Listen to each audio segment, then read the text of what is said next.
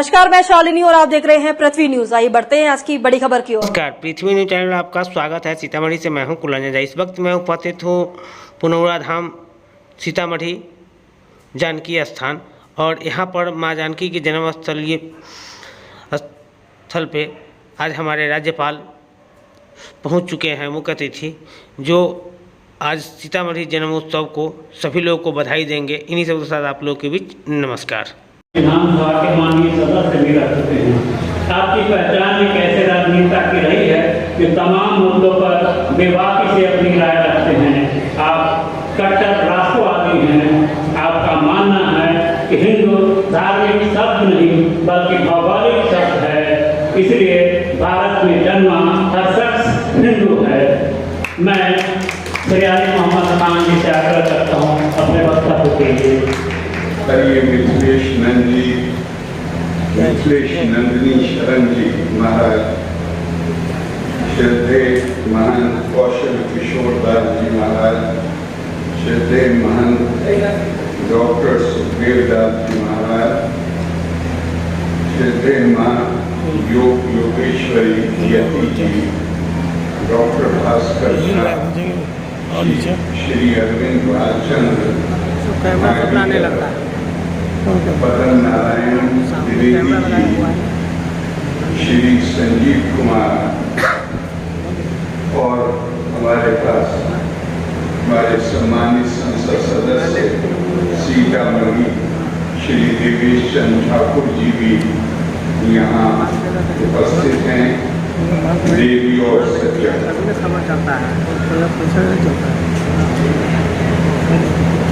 उद्भव स्थिति संहारकारिणी क्लेशाहरिणी सर्वाश्रेयस्करी सीता नतोहम रामा वल्लभाम। सबसे पहले मैं हालांकि आचार्य मिथिलेश जी ने कहा है कि मिथिला वालों के लिए आपने कहा कि सीता जी को माफ करने की जरूरत नहीं, लेकिन मैं उत्तर प्रदेश से आता हूँ और उत्तर प्रदेश में भी अयोध्या के बिल्कुल पड़ोस में जिला है बहराइच, उसका मैंने प्रतिनिधित्व किया था। तो मेरे लिए तो वो माँ है। आपका रिश्ता दूसरा है, मेरा रिश्ता दूसरा है, और ये भी मेरा सौभाग्य है कि मुझे उस राज्य का प्रथम नागरिक होने का सौभाग्य मिला है जहां मां जानकी पैदा हुई थी। तो मैं उन उत्पत्ति, स्थिति और लय तीनों शक्तियों की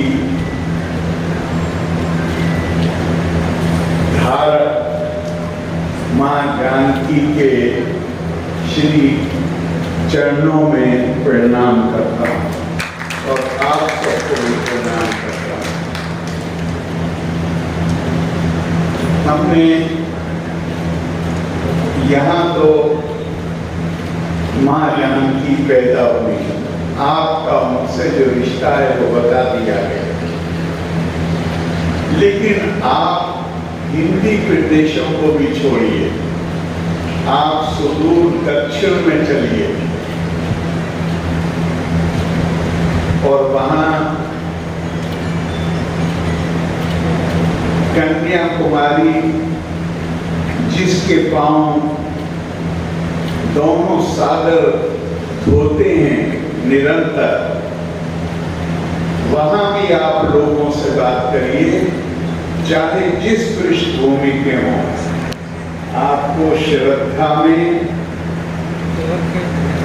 कोई कमी नजर नहीं आए। और भगवान मां जानकी और भगवान राम उसी तरह प्रेरणा के स्रोत हैं, जिस तरह वो अयोध्या वालों के लिए हैं, जिस तरह वो उत्तरी भारत के लोगों के लिए है, उससे किसी तरह भी कम नहीं है भावना दक्षिण भारत में। पूर्व में जाइए, पश्चिम में जाइए, सब जगह एक ही है।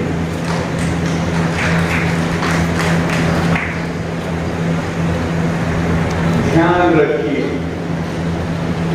मानव की ये प्रकृति है, उसके मन में श्रद्धा आदर पैदा होता है, उसके लिए वो याद करता है उसको जिससे वो उसके मन में यह आभास होता है कि इससे मुझे लाभ पहुंच रहा है। और सबसे बड़ा लाभ क्या हो सकता है? सबसे बड़ा लाभ हो सकता है जब कोई आपका प्रेरणा स्रोत बन जाए, आपके जीवन में आगे बढ़ने के लिए आपका प्रोत्साहन का माध्यम बन जाए, आपके बच्चों को संस्कार देने के लिए, उनके जीवन को सुधारने के लिए वो अपने आप में एक उदाहरण बन जाए। उससे बड़ा परोपकारी कौन होगा? और मां जानकी और भगवान राम हमारे ऐसे ही प्रेरणा पुरुष हैं, ऐसी ही हमारी प्रेरणा नारी हैं। इसीलिए हम मर्यादा पुरुषोत्तम कहते हैं। और मैं पढ़ रहा था कहीं कि माता सीता के अंदर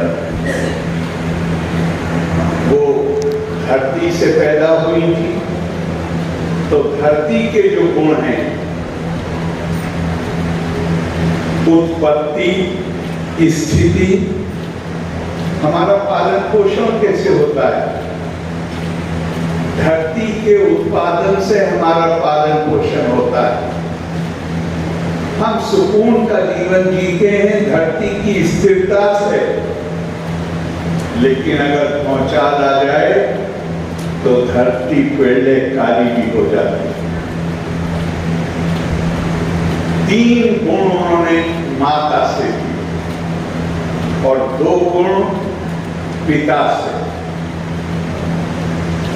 जो उनके पालक पिता थे महाराज जनक।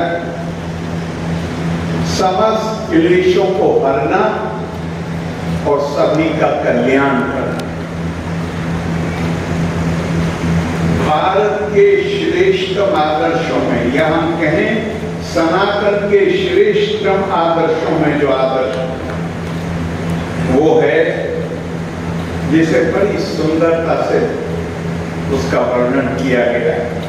सक्ता कर्मणि अभिद्वांसा यथा कुर्वन्ति भारता, कुर्यात् विद्वान तथा सक्ता चिकीर्षु लोका संग्रह। हम सब इंसान मानव अपनी इच्छित वस्तुओं को प्राप्त करना चाहते हैं, उसके लिए हम कड़ी मेहनत करते हैं, अपना पसीना बहाते हैं, रातों की नींद को कुर्बान कर देते हैं। और प्रेरणा का स्रोत क्या होता है? हमें अपने लिए, अपने परिवार के लिए ये इच्छित वस्तुएं हैं, इन्हें प्राप्त करना है। ये साधारण मनुष्य का काम। लेकिन हमारे भारत की जो प्राचीन मूल्य और आदर्श हैं वो हमें बताते हैं, कुर्यात् विद्वान तथा असक्ता चिकीर्षु लोका संग्रह।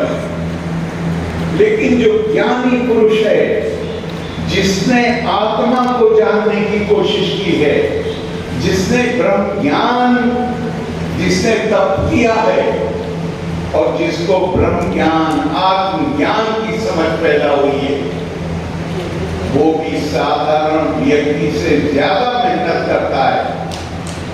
उसका प्रेरणा स्रोत क्या होता है? स्वार्थ नहीं, मुझे अपने लिए वस्तुओं को प्राप्त करना है ये नहीं, मुझे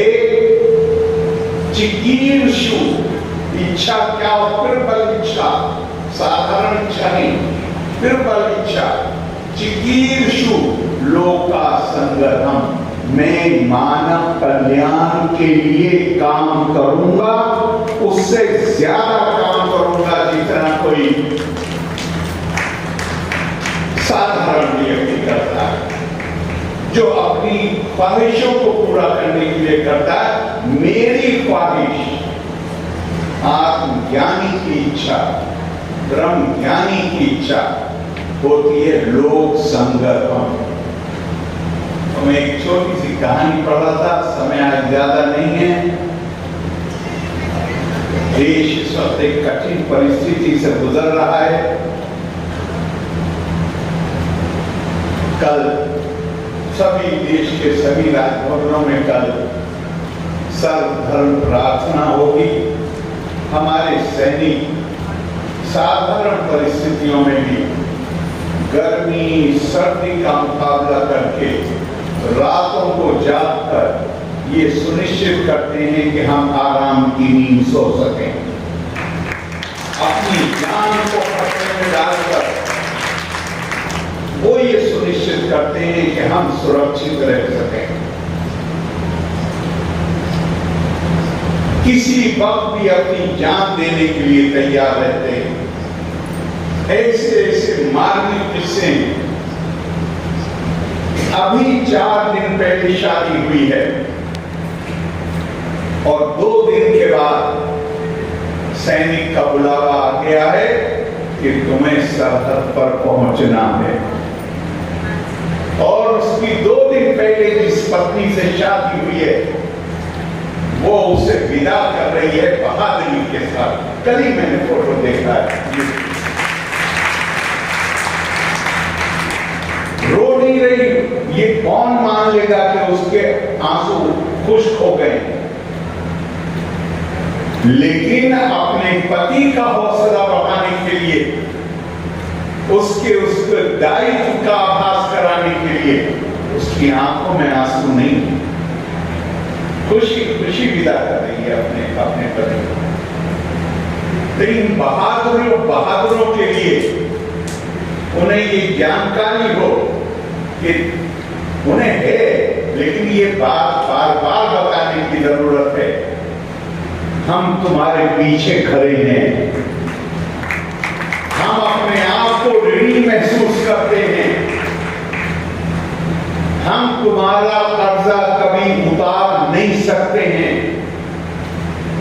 तुम भारत मां के ऐसे सपूत हो जो हथेली पर जान लेकर मां की रक्षा करने के लिए हर समय तत्पर रहते हो।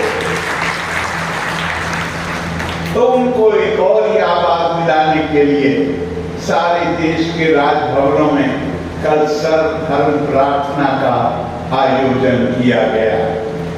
मैं यहाँ पर जो हमारे बहुत ही श्रद्धेय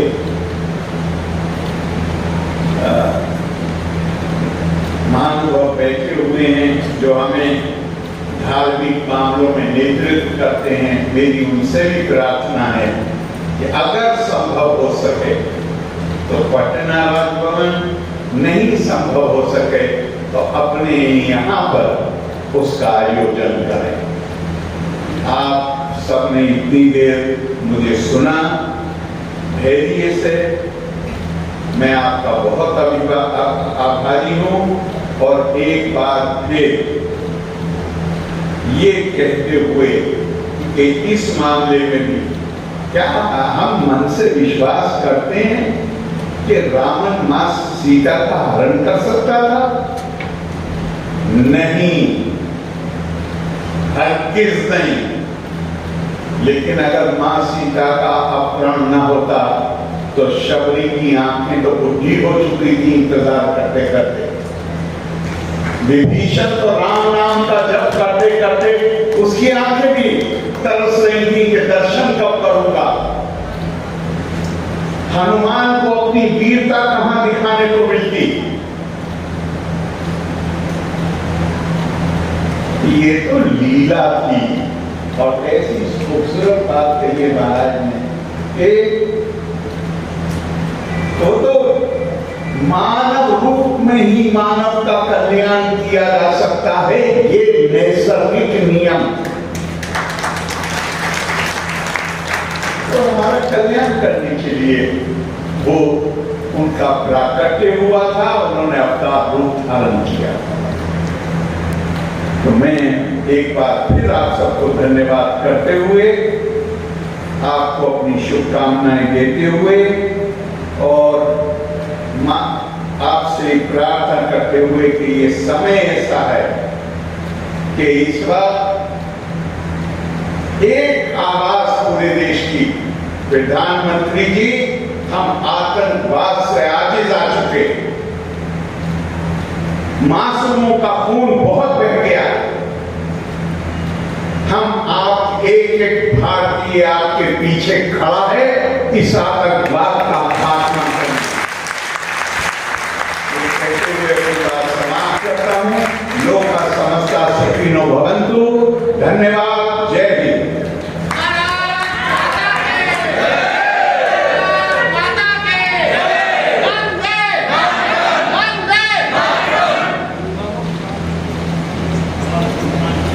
अतिथि राज्यपाल महोदय जी को कहीं जाना है, इसलिए उनके जाने से पहले राष्ट्रगान होगा।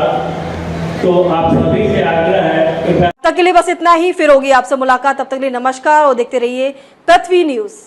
अगर आप में है देश के लिए कुछ कर गुजरने का जज्बा, अगर आप रखते हैं सच कहने की हिम्मत, तो पृथ्वी न्यूज आपको दे रहा है एक सुनहरा अवसर, जहां आप पत्रकार बनकर समाज में हो रही बुराइयों के खिलाफ अपनी आवाज बुलंद कर सकते हैं, अपने देश प्रेम को देश की सेवा का रूप दे सकते हैं। तो उसके लिए जुड़िए पृथ्वी न्यूज चैनल के साथ।